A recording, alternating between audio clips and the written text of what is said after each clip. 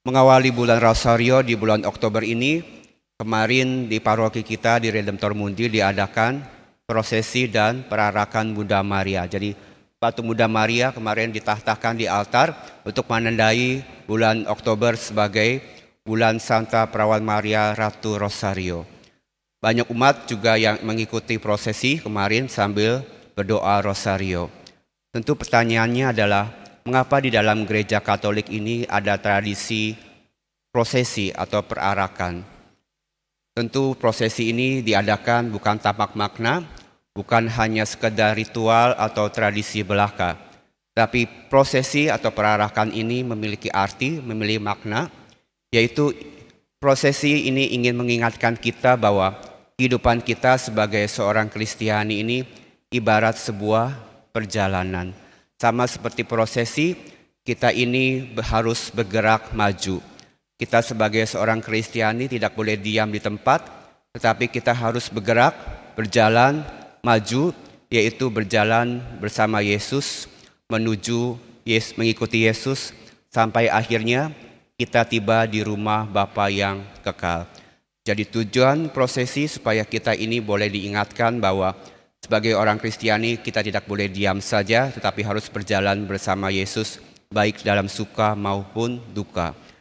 Dan kita berdoa Rosario selama prosesi karena kita ingin memohon doa dari perantaraan Bunda Maria supaya selama perjalanan hidup kita, peziarahan kita di dunia ini, kita didoakan dan disertai oleh Bunda Maria. Bunda Maria akan menyertai perjalanan kita, sama seperti Bunda Maria yang menemani Yesus sejak dari kandungan, dilahirkan, hingga Yesus wafat di Bukit Golgota. Bunda Maria menemani Yesus. Semoga melalui doa-doa Rosario ini, kita pun hidup kita akan ditemani dan dibantu oleh Bunda Maria. Tentu sekarang pertanyaan berikutnya adalah, mengapa kita ini perlu selalu diingatkan terus-menerus? Mengapa Bapak Ibu? Karena sebagai manusia kadang kita ini suka lupa. Ketika masalah datang, ketika tantangan dalam hidup, terkadang kita ini lupa. Kita sudah tahu mana yang benar, kita tahu jalannya, tapi ketika masalah itu datang, cobaan itu datang, kadang kita belok kanan, belok kiri dan akhirnya tersesat. Jadi sebagai sebuah ilustrasi, saya ada sebuah cerita singkat. Jadi suatu hari ada seorang romo yang bertanya kepada seorang asisten imam. Tapi asisten imamnya bukan dari paroki Redemptor Mundi. Jadi asisten imamnya dari paroki lain.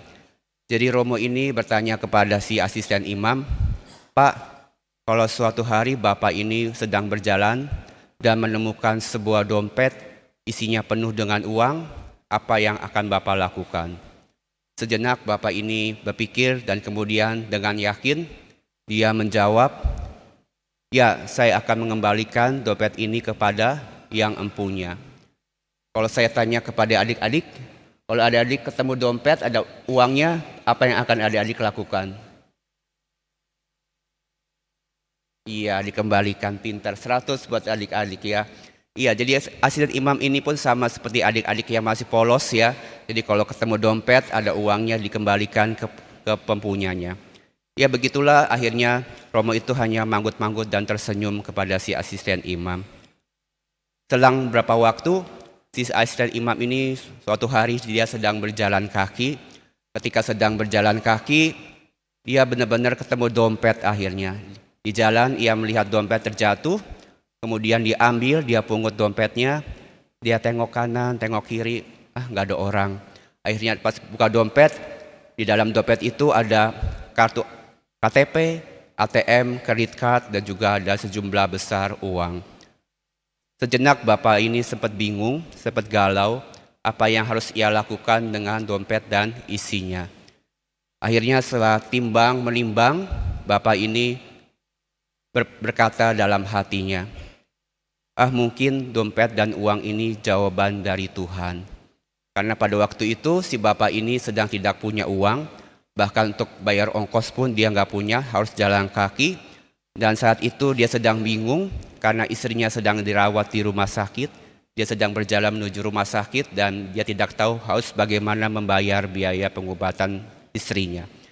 Dan Kebetulannya jumlah uang yang ada di dompet itu pas untuk membayar biaya pengobatan istrinya. Jadi si bapak ini akhirnya mengambil uangnya saja dan mengembalikan dompet dan yang lainnya ke jalan ke bawah. Lalu dia kembali berjalan dan setibanya di rumah sakit, dia menggunakan semua uang itu untuk membayar pengobatan dan membeli obat-obatan untuk istrinya. Bapak, Ibu, dan saudara-saudari yang terkasih, jika Bapak Ibu ini menjadi si asisten imam ini, apa yang akan Anda lakukan? Tadi adik-adik bilang uangnya dikembalikan. Sekarang gimana kalau kondisinya seperti si Bapak asisten imam ini? Ya, tentu kalau sekarang ditanya kita masih bisa bilang saya akan kembalikan. Tetapi kita tidak tahu ketika cobaan datang, masalah hidup ini datang dan terkadang kita tidak tahu apa yang kita lakukan, kita ini lupa dengan apa yang sudah kita janjikan, apa yang kita yakini dalam iman kita. Oleh karena itu kita perlu selalu diingatkan, kita perlu ikut prosesi, kita ikut doa pagi, misa pagi, tiap minggu ke gereja, supaya kita ini boleh diingatkan bahwa hidup sebagai Kristiani ini tak terlepas dari godaan, cobaan, dan tantangan, tetapi bersama Yesus kita pasti bisa melaluinya karena kita punya Bunda Maria dan teladan Yesus Kristus sendiri. Jadi kembali ke dalam bacaan Injil hari ini, jika kita ini boleh memilih yang mana? Milih menjadi anak pertama yang berkata baik tetapi tidak melakukan, atau menjadi anak yang kedua, berkata tidak mau tetapi akhirnya menyesal dan melakukannya. Pilih yang mana Bapak Ibu, anak pertama atau anak kedua? Adik-adik pilih yang mana? Jadi anak pertama atau anak kedua? Anak yang kedua, ya.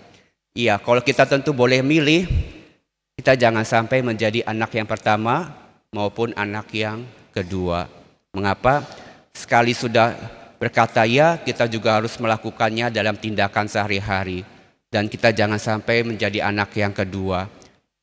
Mengapa? Karena kita tidak pernah tahu apakah kita ini masih punya kesempatan untuk bertobat. Banyak orang berpikir nanti saja melayani Tuhan kalau sudah anak-anak sudah dewasa, sudah pensiun, kita mau melayani Tuhan. Ada bilang mau bertobat kalau sudah kaya, sudah tua dan sudah tinggal sisa umur hidup sedikit. Tapi tiada orang pun yang tahu bahwa kita ini masih punya kesempatan untuk bertobat, untuk melayani Tuhan. Jadi selama masih ada kesempatan, kita diundang untuk menjawab ya atas panggilan Tuhan, melayani Tuhan.